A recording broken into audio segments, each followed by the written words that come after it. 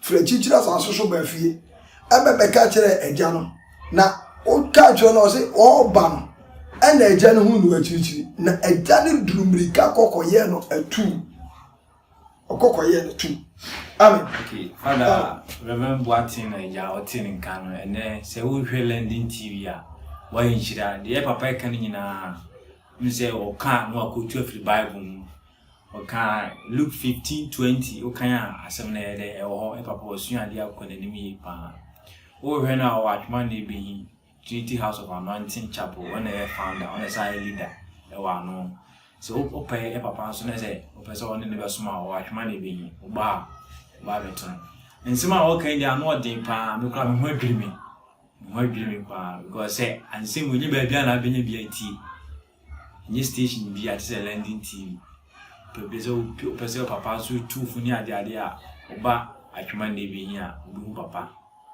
if you use the number I have to the number to the screen as in any location is all very papa what money. Father, maybe so indeed what church you know be say a day from Sony and no be check. Because and then crown bands no must want to be for how long now crown bear 1 year or the betchen? I would say, oh, Mr. Brown, Akura dear, so Akura, men Casacrano, they be obey papa. Akura be Ankura sem a dosu snake, ni papa way. As I will for no decidian, a truth. So Akura be Ankura sem. Edos because why akora into what you ending your friend would do kurasa.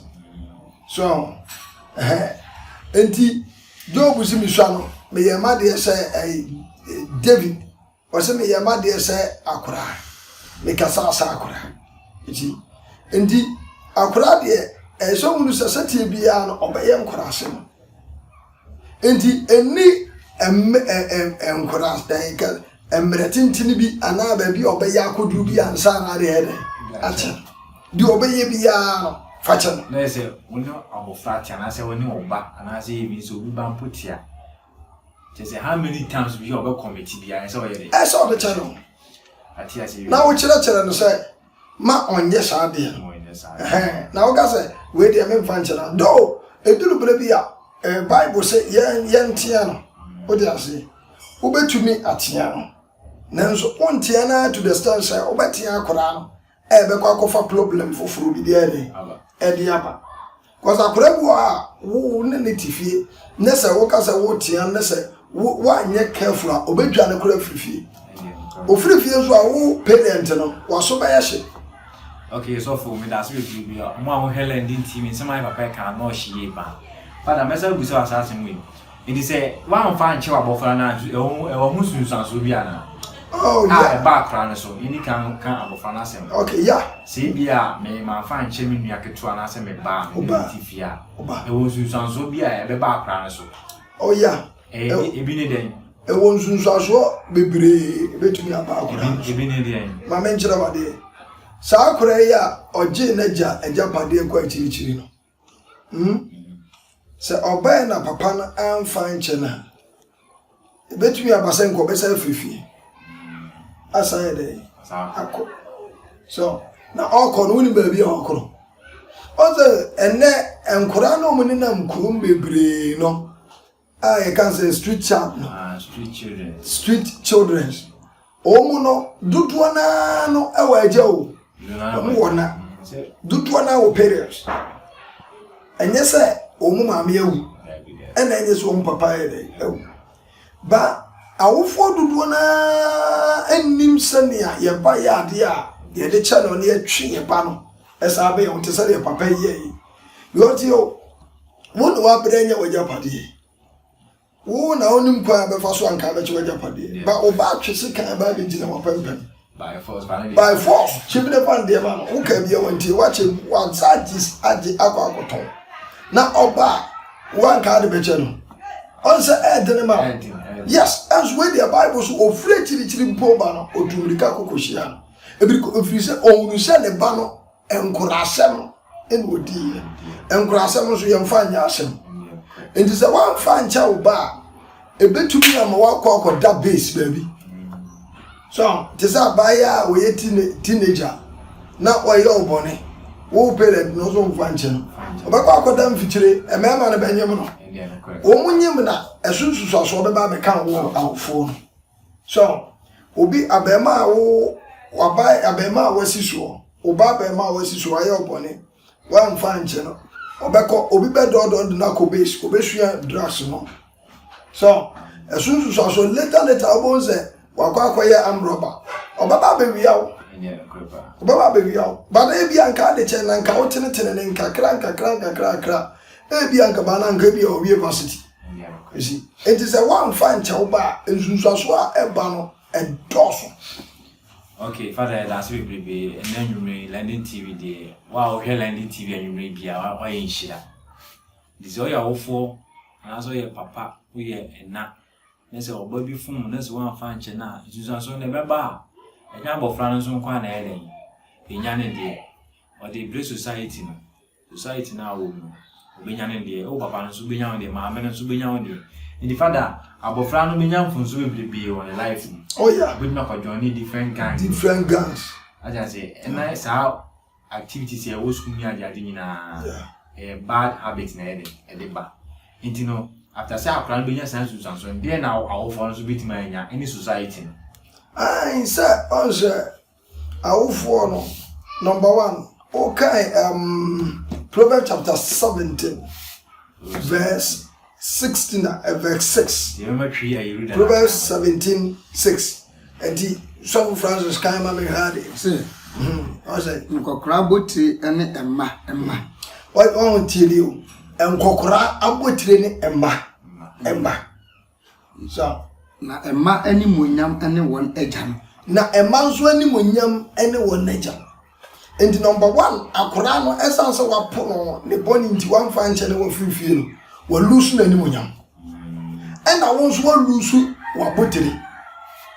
so wo akora na lusu bibi ena wo parent no so wo lusu bibi so nkokora abotire ene de mama ebo ena nkora emma nso ani monyam ne won agya enti akora na wan fa nche na wo fifie wo fie kuro ono no wonu so ani monyam woni ani monyam biem it has to be Reverend Boating our that Trinity House of Anointing Chapel I watch money being on a cassette name or can't say baby no you say oh yeah ja let's all say abofra no when there so when you back I say me kra wa fun minti on you baby ma pam na free fee so kon you different gang bia e bia na da chi wa so na here o say dey ba ibi glass ye bonu to that one thing wa na ibi I just say we still time we still resources money and other things on him it is a kaka message say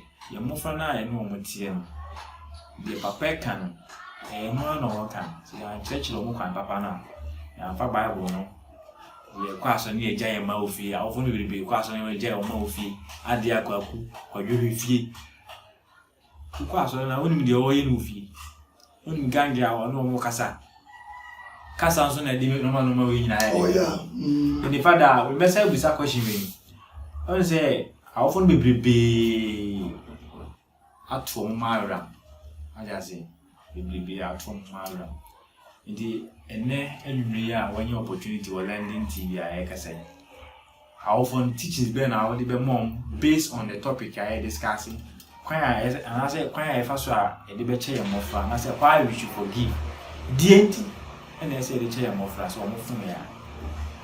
Oh, sir, Otoba Asarama in Susasono, a count banner, a cat family, a cat community now, woman.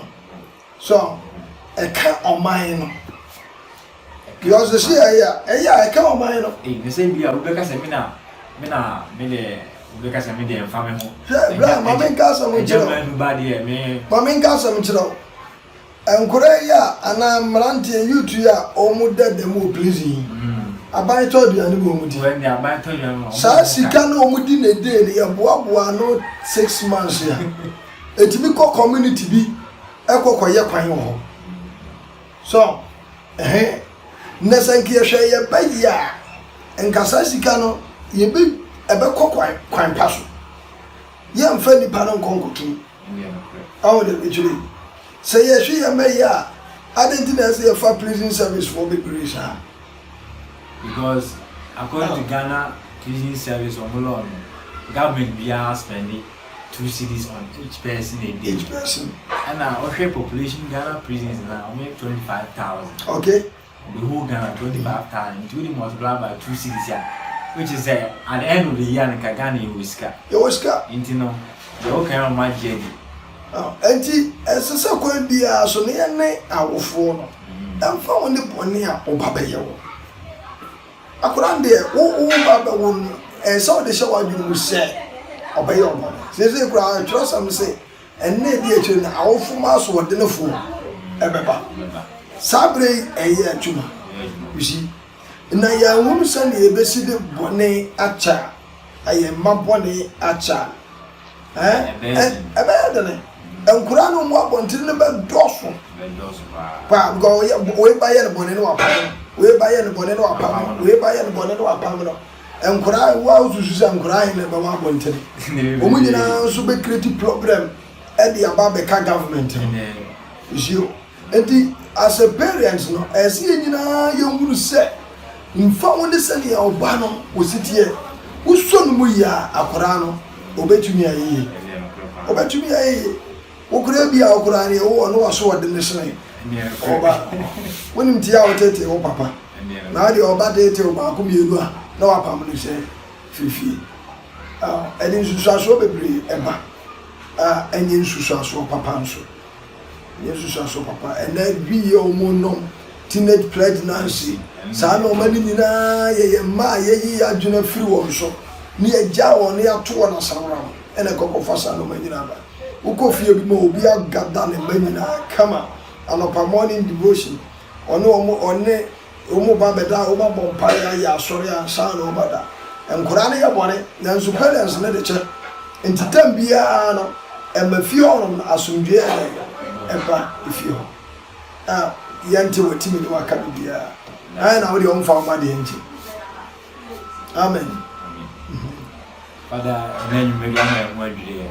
So, Landing TV, and why in Chile will be a papa, what Chile and normal will be, especially our phone go I to 3 Melgu. If you can't put him maybe a woman and the enam.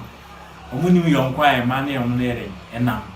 Omuni maybe a man near the enda, and then papa or Chile ye power, you should buy one. What I say, it is a Landing TV.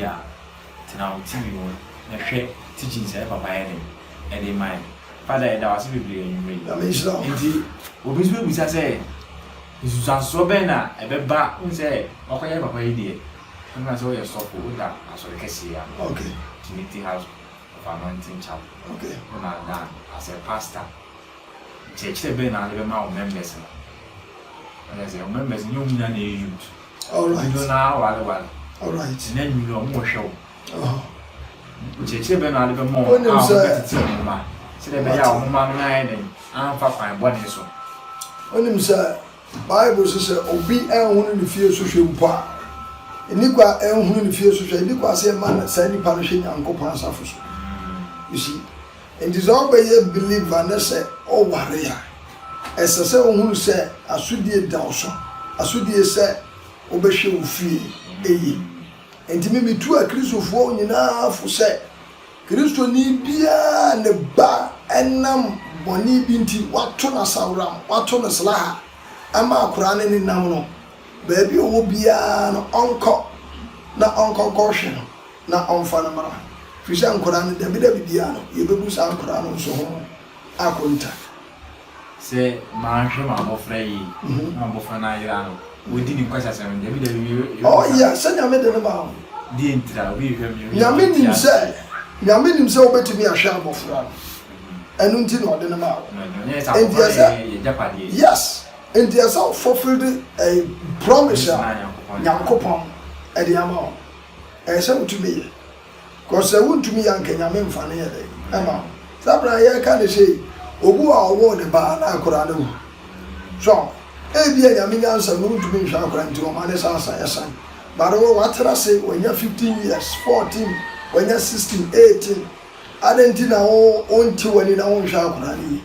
Now we didn't Quran from so. Debia now permanent. You say some of him about Fray, and say, on your bonnet Jan Tran, I say, or Yen Passa, or she read the actually only Yamin I appreciate. Bible see a baby about a conta. The Maya one. I try to say, I try to because he will boo on a conta, a young couple. Into body as a second be as do a TV Oma when you call her. And within a massa or bar the self one a jano, I didn't know him. Was say a jano, a G A N a two, but the neighbor fear and all does a monster human a day. Ujalian or man at the full flush a man and papa for the entry are buying a to go as the cower and what told upon. Yes, because a German person will be different when you're company. So, a Kurana, ye by Yami Fa Kurana, some Kurasam, and in a wound so ye penny. We are our form. enti esa kwan bia so no wotumi de cha oba me nya no e ma no nko emfirifie empam no emfirifie enti sa odi asem beba aba bia ba beka and I was see and you remember her landing TV in Shamadi Kankan many times. So one her landing TV what should I do?